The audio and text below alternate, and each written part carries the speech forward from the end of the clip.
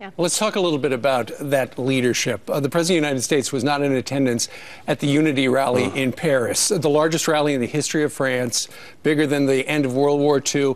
The White House has now revealed through Politico that apparently nobody asked the president if he wanted to go because they didn't think it was going to be that big a deal. So why even bother? I mean, for a while they were blaming the Secret Service.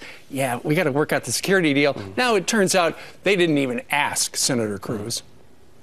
Well, this weekend was sad to see, and it was a very visual manifestation of what's happened over 6 years. Over 6 years, America's receded from leadership in the world, and we saw it just this weekend as 40 world leaders walking down the street in Paris, and yet where is America? Where is the president? You know, presumably he was back at the White House. They haven't released his schedule, whether he was watching football or what he was doing.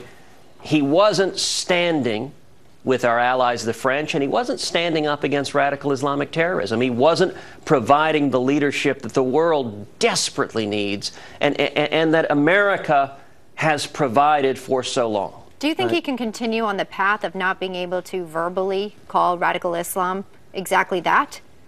Well, look, I think you're putting your finger on precisely what the problem is.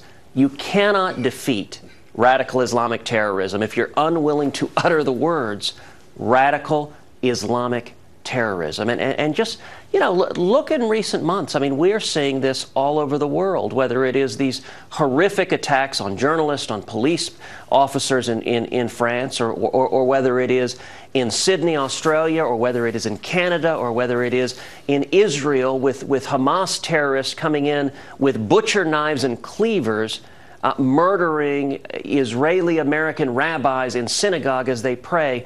This is happening all over the world, and there is a consistent theme of radical Islamic terrorism, and we need clear leadership to combat it. Right. Thank you so much, Senator Ted Cruz.